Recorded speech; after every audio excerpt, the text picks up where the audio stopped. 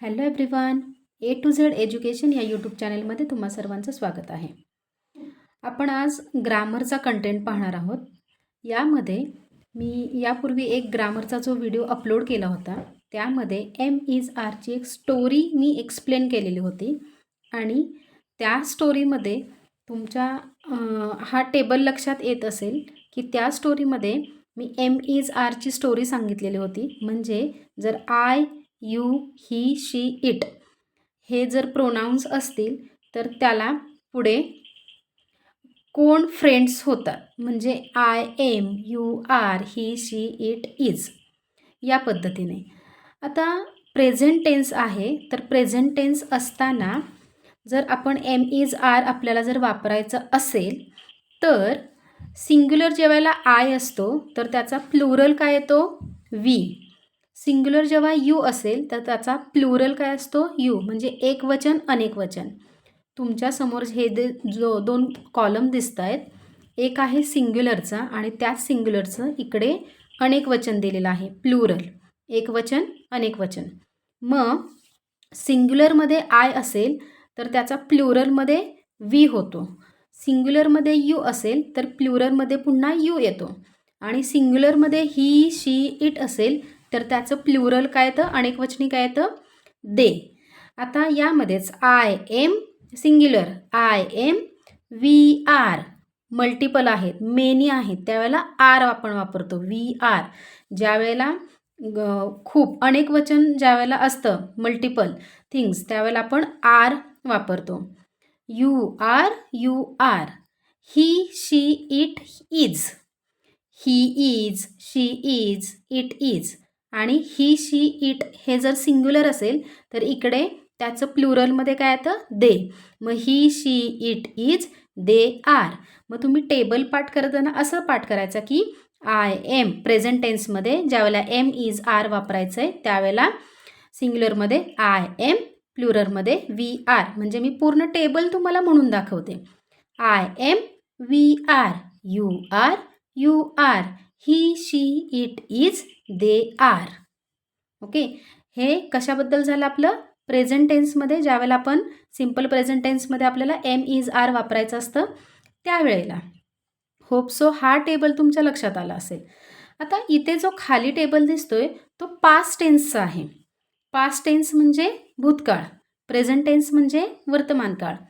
Past टेन्समध्ये was आणि वर, was आणि वर हे दोन वर्ड्स येतात. प्रेझेंट टेन्समध्ये जसं एम इज आर येतं तसं पास्ट टेन्समध्ये वॉज आणि वर.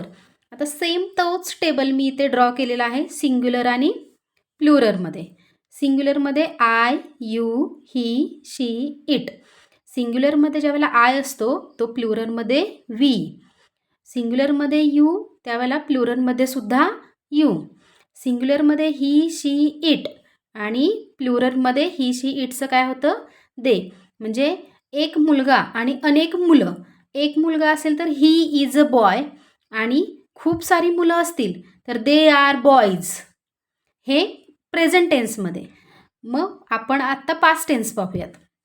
आता पास्ट टेन्समध्ये ज्यावेळेला आपण वॉजवर यूज करतो त्यावेळेला काय करायचं आहे आपल्याला? फर्स्ट ज्यावेळेला आय असेल त्यावेळेला इथे काय येणार आहे? I was, I was. आता आय हा सिंग्युलर आहे आणि वी हे काय आहे? प्लुरल आहे. मग वीचं काय होणार? वर. येस, आय वॉज, वी वर. आता एक गोष्ट लक्षात ठेवायची की अशी खूपदा मिस्टेक होते की ज्या वेळेला यू हे प्रोनाऊन असतं त्यावेळेला पास्ट टेन्समध्ये लक्षात ठेवायचं कधीही यू वॉज म्हणायचं नाही. यू वॉज कधीही म्हणायचं नाही. ते सिंग्युलरमध्ये असो किंवा किंवा प्लुरलमध्ये असो. यू वर असंच येतं. ओके. सो या यूच्या इथे काय येईल? You were. आणि सेम इकडे सुद्धा काय येणार? You were. येस, इथे काय येतं आहे? I was, we were, you were. आता ही, शी, इट हे सिंग्युलर आहेत. ही, शी, इट या वेळेला सिंग्युलरमध्ये वॉज येणार. ही, शी, इट, वॉज. आणि त्यानंतर दे सोबत काय येणार आता? वर. दे वर. आलं लक्षात तुमच्या? काय आहे? I was, we were, you were, you were, he, she, it was, दे वर. ओके. असा जर तुम्ही टेबल पाठ केला तर सेंटेन्स फॉर्मेशनमध्ये ज्यावेळेला सिंपल सेंटेन्स आपल्याला फॉर्म करायचे असतात त्यावेळेला ही कन्सेप्ट जर तुमची क्लिअर झाली की प्रेझेंट टेन्समध्ये एम इज आर नक्की कोणासोबत जोडायचं आणि पास्ट टेन्समध्ये वॉज वर नक्की कधी यूज करायचं, हे टेबल एकदा तुमच्या पाठ झाला की काही प्रॉब्लेम येणार नाही. आता I was, we were, you were, you were, he, she, it was, दे वर. सिंग्युलरमध्ये आपण वॉज वापरलेला आहे आणि प्लुरलमध्ये आपण वर वापरलेला आहे. फक्त एकच गोष्ट आहे की ज्या वेळेला यू हे प्रोनाउन आपण पास्ट टेन्समध्ये यूज करतो त्यावेळेला ते सिंग्युलर असो किंवा प्लुरल असो, एकवचनी असू देत किंवा अनेकवचनी असू देत, या प्रोनाउन नंतर आपण वर, WERE, यू वर हेच यूज करायचं आहे. काही स्टुडंट्सना अशी हॅबिट असते, you was absent yesterday, yes, you was present yesterday. हे चुकीचं आहे. यू वॉज अब्सेंट असं कधीही म्हणायचं नाही. यू वॉज प्रेझेंट असं कधीही म्हणायचं नाही. You were absent, you were present, yes, you were calling, असं यू नंतर वॉज कधीही वापरू नका. यू वर हेच आपण सिंग्युलर असू देत किंवा प्लुरल असू देत आपण दोन्हीकडे वर हे वापरायचं आहे. होप सो प्रेझेंट टेन्समधील एम इज आरचा असणारा हा टेबल आणि पास्ट टेन्समध्ये वॉज वर वापरण्यासाठीचा असणारा हा टेबल तुमच्या लक्षात आला असेल. तुम्ही हा टेबल असा पाठ करा की तुम्ही डोळे बंद करून जरी विचारलं की आय नंतर प्रेझेंट टेन्समध्ये एम इज आरपैकी काय वापरतो आपण, तर आपल्याला सांगता आलं पाहिजे की I am, we are, you are, he, she, it, is, they are. Okay. असं आपल्या पाठच झालं पाहिजे. अशा पद्धतीने तुम्ही टेबल पाठ करा. सेम पास्ट टेन्समध्ये सुद्धा तसंच आहे. काय आपण पास्ट टेन्समध्ये म्हणतो की पास्ट टेन्सचा हा एकदा टेबल तुमच्या पाठ झाला की सेंटेन्स फॉर्मेशनमध्ये कोणतंही सेंटेन्स येऊ द्या तुमच्या लगेच लक्षात आलं पाहिजे की वॉज कधी वापरायचा आहे आणि वर कधी वापरायचं आहे. त्यामुळे हा टेबल पाठ करा. कसा पाठ करा की तुम्हाला झोपेत किंवा डोळे बंद करून कधीही कसाही टेबल विचारला तरी तुमच्या ते पाठ झालं पाहिजे.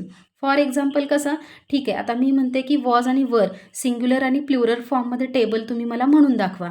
तर एकदा का तुमचा तो टेबल पाठ झाला तर आपण आरामात सांगू शकतो, yes, I was, we were, you were, he, she, it was, दे वर. म्हणजे सिंग्युलरमध्ये आपण वॉज वापरतो आणि प्लुरलमध्ये आपण वर वापरतो. ही गोष्ट लक्षात आली की टेबल पाठ होईल. फक्त तुम्ही एक गोष्ट पुन्हा मी सांगते की यू हा असं प्रोनाउन आहे की तो सिंग्युलर असेल किंवा प्लुरल असेल तरी आपल्याला वर हा वर्ड वापरावा लागतो. यू वर असंच येईल. इतर ठिकाणी I was, he, she, it was हे येणार आहे आणि प्लुरलमध्ये वी वर, यू वर, दे वर आणि हा यू वाला जो आहे सिंग्युलर फॉर्ममध्ये तिथे सुद्धा आपण वर असंच वापरायचं आहे. सो हा टेबल तुम्ही पाठ करा आणि नंतर सेंटेन्स फॉर्मेशन करायला घ्या. म्हणजे तुमच्या लक्षात येईल एम इज आर कधी वापरायचं आणि वॉज वर कधी वापरायचं. हा व्हिडिओ कसा वाटला हे कमेंट करून नक्की कळवा. व्हिडिओला जास्तीत जास्त लोकांपर्यंत शेअर करा. व्हिडिओ आवडला असल्यास लाईक करा आणि तुम्ही जर या A to Z एज्युकेशन या यूट्यूब चॅनलवरती नवीन असाल तर या चॅनलला सबस्क्राईब करायला विसरू नका. थँक्यू.